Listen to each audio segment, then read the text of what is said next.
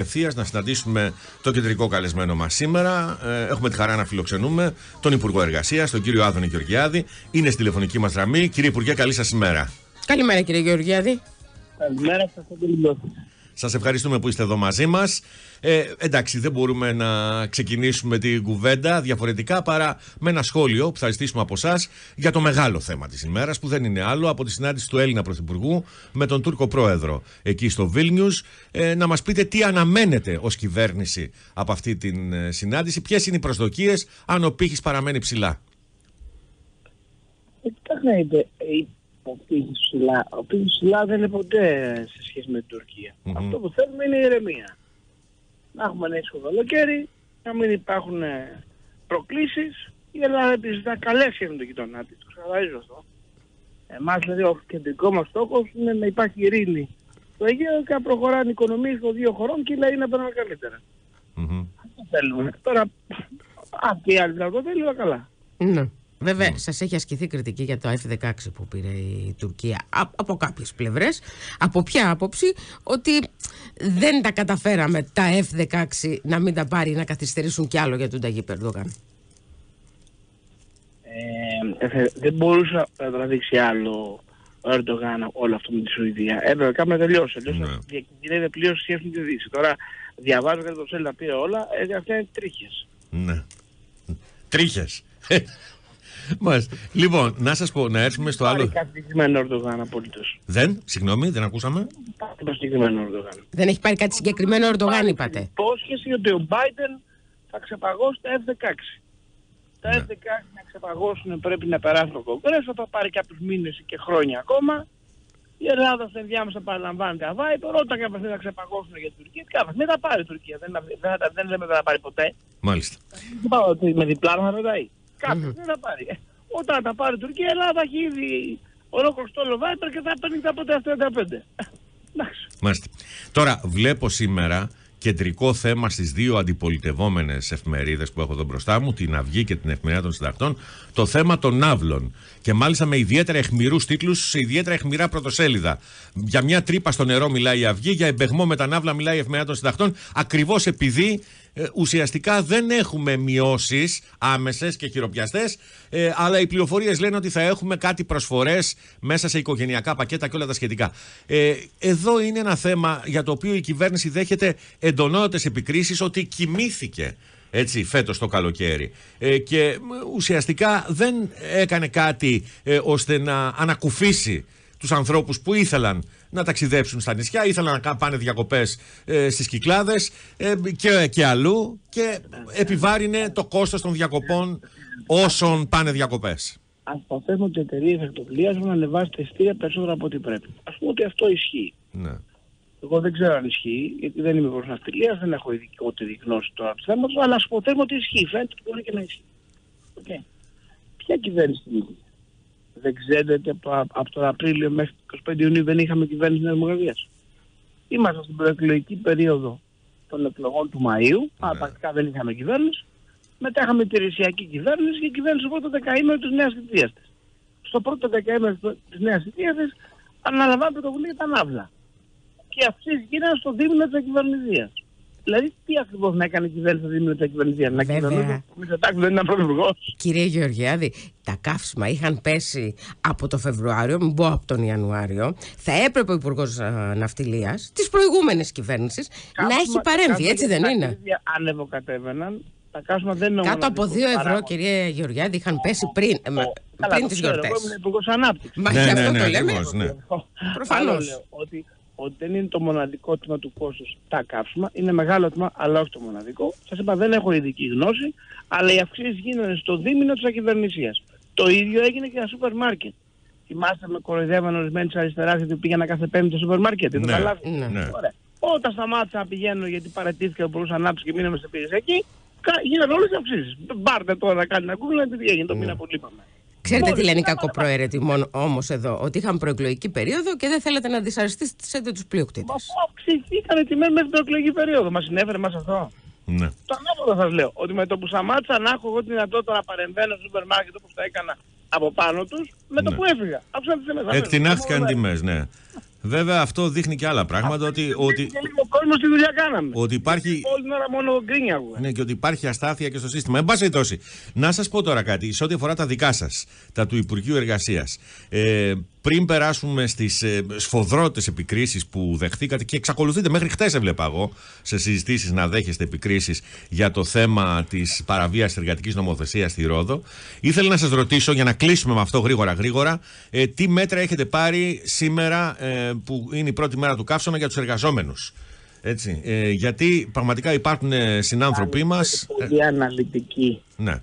εγκύκλιο και ενημέρωση από τη Δευτέρα.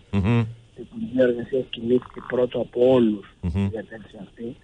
Μάλιστα ήταν και λίγο αστείο ότι ενώ εγώ κάλεσα σύστηξη Δευτέρα πρωί, ενώ η Έλληνη προειδοποιεί για ένα φαινόμενο θα ξεκινήσει από αύριο, σήμερα έχουμε ζέσει, αλλά κάσουμε να έχουμε αύριο. Από αύριο, ναι, σωστά. Πολύ σωστά. Ενώ λοιπόν η έμεθοδο που ήσουν για κάψω από την Πέμπτη, εγώ έκανα μεγάλη σύστηση στο Υπουργείο Εργασίας με την Εθνική Οτολογική Υπηρεσία, τους πτυσιακούς παράγοντες, τις επιστολές εργασίας κτλ. Τη Δευτέρα. Δευτέρα μας είχα βγάλει και αναλυτικό δελτίο τύπου και εγκύκλιο. Ο ΣΥΔ έβγαλε ανακοίνωση Δευτέρα μεσημέρι άργησε ο Γεωργιάδης να πάρει μέτρα για τη ζέστη, κατηγορώντας με για ένα πολύ δυστυχές συμβάν σαν στην γέννηση που δεν ξέρουμε ακριβώς τι είναι, ακόμα αναμένω το πόλεμο της επιστολής εργασίας, αν ήταν δηλαδή εργατικό ατύχημα ή όχι, που έγινε την περασμένη εβδομάδα. Δηλαδή εγώ έχω παρέμβει για τον καύσωνα πριν κάνει η Έμι κάνει πρόγνωση για τον καύσωνα.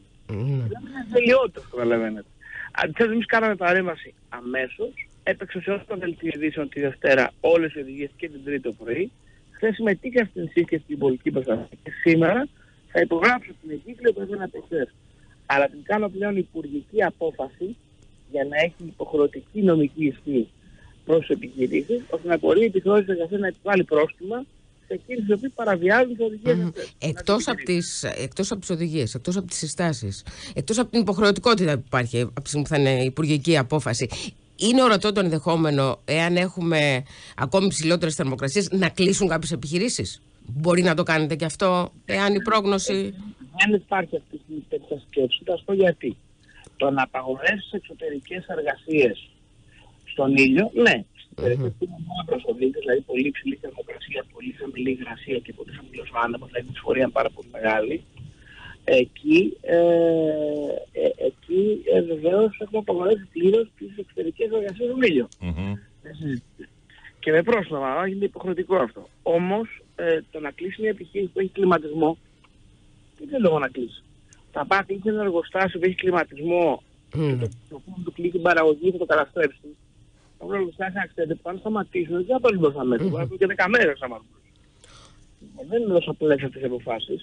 Εμάς μας ενδιαφέρει η ασφάλεια των εργαζομένων. Αν κάποιος εργάζεται μέσα σε κλιματιζόμενους χώρους, είναι ασφαλής. Πώς δεν έχει να κάνει έξω. Ναι. Θα πρέπει να μην τον αφήνει προς Θεού, να είναι στον ήλιο. Εάν πρέπει να κάνει εξωτερική εργασία και δεν είναι στις περιοχές που είναι με τη μεγάλη ένταση το φαινόμενο, επαναλαμβάνω εκεί που το φαινόμενο είναι σε πολύ μεγάλη ένταση, που είναι στο δίκτυο της Έμι στο μαύρο, δεν επιτρέπουμε καθόλου εξωτερικές εργασίες. Εκεί όμως που δεν είναι στο μαύρο και είναι πιο ήπιο το φαινόμενο και δεν μπορεί να αποφευθεί η εξωτερική εργασία, τότε βεβαίως έχουμε βάλει την επιχείρηση να προβλέπει να έχει εργαζόμενο καθόλου, να σταματάει συνέχεια διάλειμμα για νερό, να μπαίνει μέσα σε κλιματιζόμενο χώρο να αναρρώνει λίγο ο οργανισμός από τη θέση, για να μειώνει το θερμικό φορτίο και επίσης να πω ότι ενθαρρύνουμε πάρα πολύ την τηλεεργασία. Όποια επιχείρηση μπορεί να βάλει κάποιο εργαζόμενο στην τηλεεργασία αυτές τις μέρες, την προθέτω να το κάνει. Τώρα, μέχρι χτες είναι αλήθεια, έβλεπα σε διάφορα πάνελ να γίνεται κουβέντα για όσα είχατε υποστηρίξει σε σχέση με εκείνο το περίφημο συμβάν στη Ρόδο με τον, πώς το πω τώρα, κολυμβητή Παύλα Σερβιτόρο, υποβρύχιο Σερβιτόρο, όπως θέλετε πείτε το. Είχατε πει ότι δεν υπήρχε ζήτημα παρέμβασης από την πλευρά τη δική σας, του Υπουργείου Εργασίας, δεδομένου ότι έγινε με την σύμφωνη γνώμη του εργαζόμενου, με την θέληση των συναδέλφων του, γινόταν ό,τι γινόταν, ότι δεν είχαν βγάλει κάποια καταγγελία κατά του εργοδότη τους. Όμως η αλήθεια είναι ότι και εργατολόγοι που φιλοξενήσαμε εμείς εδώ στην εκπομπή, αλλά και γενικότερα το έχετε δει, το κλίμα, επισημαίνεται ότι η παραβίαση της εργατικής νομοθεσίας δεν είναι κάτι το οποίο έχει να κάνει με την βούληση ή την άποψη που μπορεί να εκφράσει κάποιος εργαζόμενος. Είναι ένα ποινικό αδίκημα αυτεπάγγελτο και ότι εκεί πρέπει να υπάρξει παρέμβαση. Ένα λεπτό. Ποιος διαπιστώνει την παράβαση για την νομοθεσία, τα κανάλια? Νομίζω δεν μιλάει η εικόνα από μόνη της. Όταν ένας άνθρωπος μπαίνει μέχρι το λαιμό για να σερβίρει. Διαπιστώνει την παραβίαση της δημοσίας νομοθεσίας. Δεν γίνεται αυτεπάγγελτα. Δεν γίνεται αυτεπάγγελτα. Δεν διαπιστώνει. Ορίστε. Ναι, η επιθεώρηση εργασίας. Η επιθεώρηση εργασίας, ναι, προφανώς. δεν γίνεται αυτεπάγγελτα. Αν η επιθεώρηση εργασίας ήταν παρούσα. Η επιθεώρηση εργασίας στον έλεγχο που έκανε δεν διαπίστωσε παράβαση. Τελεία. Τι θέλει να κάνει ο υπουργός? Δεν είναι παράβαση ένας εργαζόμενος να μπαίνει μέχρι το λαιμό κάπου για να σερβίρει. Επαναλαμβάνω. Μην υπερβάλλουμε. Μέχρι το λαιμό δεν ήταν, στα ριχά νερά ήταν. Ψυχραιμία. Εγώ δεν λέω αν μου αρέσει η εικόνα. Εμένα προσωπικά αυτή η εικόνα δεν μου αρέσει, για να είμαι ειλικρινής. Όμως τα πρόστιμα δεν μπαίνουν με το τι αρέσει δεν αρέσει στον υπουργό. Εγώ μην είμαστε μια φιλελεύθερη δημοκρατία, να γίνουμε κάτι άλλο. Τα πρόστιμα μπαίνουν παραβιάζει τον νόμο. Συμφωνούμε σωστά? Ναι, εδώ βέβαια είχαμε ούτως ή άλλως παραβίαση του νόμου, δεδομένου ότι είχαν στήσει οι εξέδρες μέσα στο νερό. Αυτό από μόνο. Αυτό δεν μπορούσε να το κάνει. Μα το λέτε εσείς δεν παραβιάζει τον νόμο. Δεν το λέει επιθεώρηση εργασίας, σας λέω. Τι να κάνω τώρα? Επειδή που Αδαμόπουλος θα βάλω εγώ πρόσημο. Ναι, το γεγονός. Μήπως πρέπει να αλλάξει ο νόμος, λοιπόν? Αυτή είναι άλλη συζήτηση. Αυτή είναι άλλη συζήτηση. Δεν έπρεπε να υπάρχει ειδική διάταξη να απαγορεύεται να στείλει στο νερό. Είναι μια άλλη συζήτηση. Τέτοια διάταξη δεν υπάρχει. Πώς το εξηγήσω? Ναι.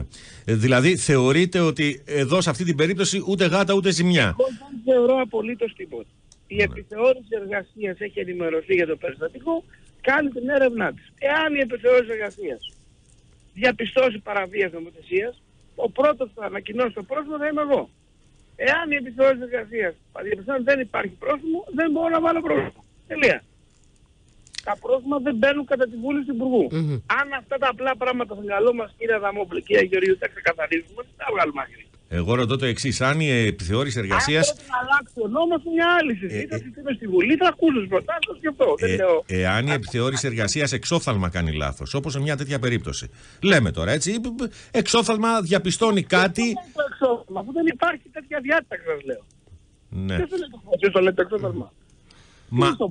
Ο Πάπας Ρώμης είστε? Κανείς δεν είναι ο Πάπας της Ρώμης. Το ερώτημα το οποίο. Κάνει εξόφθαλμα λάθος? Όχι, δεν κάνει εξόφθαλμα. Δεν κάνει. Είναι, δηλαδή αυτή η εικόνα που ούτε εσάς σας άρεσε είναι μια εικόνα που μπορεί να είναι ανεκτή, λέτε. Εάν δεν είπα αν είναι ανεκτή, είπα σήμερα στην κείμενη νομοθεσία δεν είναι παράνομο. Δηλαδή υπάρχει το γράμμα του νόμου και υπάρχει και το πνεύμα του νόμου. Αυτό προσπαθώ να πω. Υπάρχει το πνεύμα του νόμου στη δημοκρατία. Στη δημοκρατία υπάρχει μόνο ο νόμος. Μάλιστα. Να σας ρωτήσω. Μην δημιουργούμε στον κόσμο εικόνες από άλλα καθεστώτα. Να σας ρωτήσω. Ο λόγος που στη δημοκρατία υπάρχει μόνο ο νόμος είναι για να προστατεύει τους συμπολίτες μας από τα αφαιρεσίες μιας τυραννικής διοίκησης. Αν η διοίκηση επικαλείται, αγαπητέ και αν αυτό το πνεύμα του νόμου της κάνει ό,τι θέλει, τότε δεν έχουμε δημοκρατία. Ναι. Μήπως πρέπει να δούμε τον νόμο τότε, όπως είπαμε και πριν. Να μάθουμε τον νόμο, αυτή είναι μια άλλη συζήτηση. Εγώ δέχομαι πολύ που την κάνω, με απασχολεί αυτή η εικόνα, δεν μου αρέσει, το ξεκαθαρίζω. Και πράγματι είμαστε σε μια συζήτηση τι θα έπρεπε να γράφει η εργατική νομοθεσία για να αποφεύγουμε τέτοιες εικόνες. Μέχρι εδώ είμαστε πλήρης συμφωνία. Πάμε και σε ένα ακόμη θέμα. Να μου πείτε ότι πρέπει να πιέσω την επιθεώρηση εργασίας που είναι ανεξάρτητη αρχή να βάλει ένα πρόστιμο ενώ διαπιστώνει παράβαση με το περνά. Μάλιστα. Πάμε και σε ένα ακόμη θέμα. Γιατί ανακοινώθηκαν. Ωραία. Ένα από την πλευρά μου και ένα για σένα, να τα μοιράσουμε. Ανακοινώθηκαν αυξήσεις για το δημόσιο. Τις ακούσαμε τον κύριο Χατζηδάκη. Με δεδομένο ότι έχετε υποσχεθεί ότι ο κατώτατος μισθός θα φτάσει 950 στο τέλος της τετραετίας, ξέρω ότι θα με διορθώσετε αν δεν το έλεγα εγώ. Και είπατε ότι είναι αποτέλεσμα προσφοράς και ζήτησης. Και επειδή το ταγκό θέλει δύο να χορεύουν και το παράδειγμα των ακτοπλοϊκών δείχνει ότι δεν είναι πρόθυμη η άλλη πλευρά, έχετε καταλήξει για το 2024 για την πρόταση για τον κατώτατο μισθό? Η ακτοπλοεία είναι ζήτημα τιμής πώλησης. Το άλλο που συζητάμε είναι ζήτημα μισθών. Ναι, αλλά επειδή οι εργοδότες συμμετέχουν σε αυτή τη συζήτηση. Ίσα-ίσα, που αν θέλετε τη γνώμη και τα δύο λειτουργούμε τον ίδιο τρόπο. Για ποιο λόγο, αγαπητοί κύριε Γιώργη? Διότι από την εποχή του Άνταμ Σμιθ που το κατάλαβε και το έγραψε σε βιβλίο. Αλλά το πιθανότερο από την εποχή που υπάρχει το ανθρώπινο εμπόριο, από την εποχή των Σουμερίων, δηλαδή των Βαβυλωνίων, ίσως και πιο πίσω, ισχύει πάντα ο ίδιος κανόνα. Ο νόμος προσφοράς και επιζήτησης. Όταν σε ένα αγαθό υπάρχει μεγάλη ζήτηση και μειωμένη προσφορά, η αξία του αυξάνεται.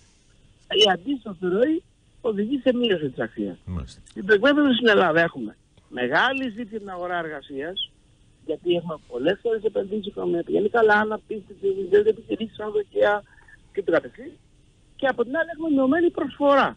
Αυτό σε τι οδηγεί? Σε αύξηση αξίας και ζητήσεις εργασίας. Άρα εκτιμάται ότι θα είναι καλή η προσφορά για τον κατώτατο μισθό, τον προσεχή, για τον προσεχή χρόνο. Πάει να τεχνικό στον κόσμο. Μία-μία-δύο.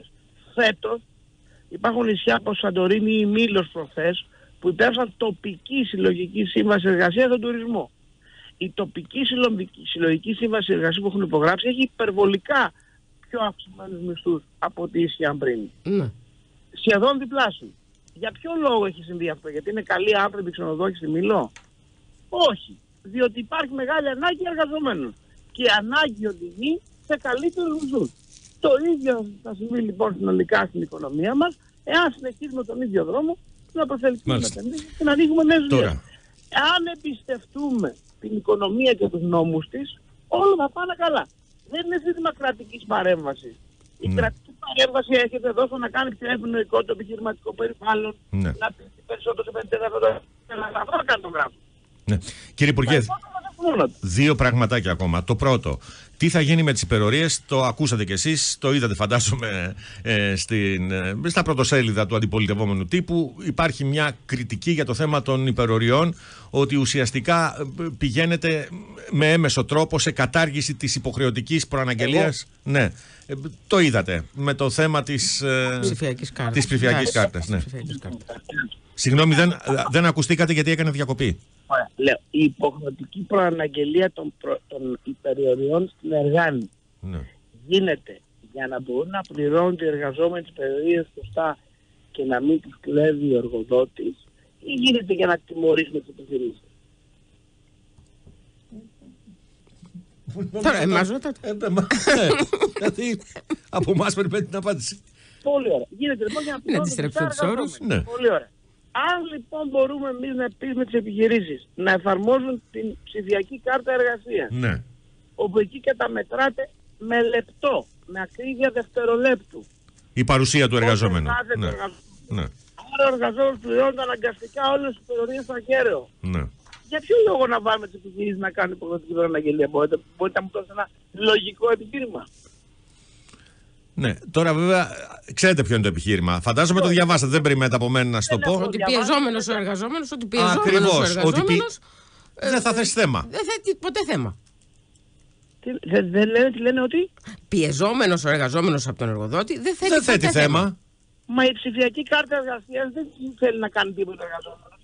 Η ψηφιακή κάρτα το καταγράφει τον εργαζόμενο όταν μπαίνει και όταν βγαίνει. Τι να θες θέμα?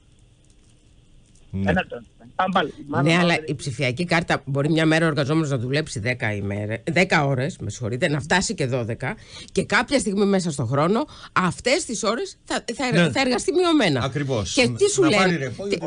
Τι είναι αυτό που προβάλλουν? Πάει σε ελαστικοποίηση δηλαδή. Δεν υπάρχει τίποτα από αυτό που λέτε. Όταν ο εργαζόμενος κάνει υπερορίες, θα πληρώνει τις υπερορίες. Το θέμα είναι πώς καταγράφουμε τις υπερορίες. Με την υποχρεωτική αναγγελία ή με την ψηφιακή κάρτα. Η ψηφιακή κάρτα ως εργαλείο προφανώς μπορεί και καταγράφει τις θεωρίες πολύ καλύτερα από ό,τι η προαναγγελία.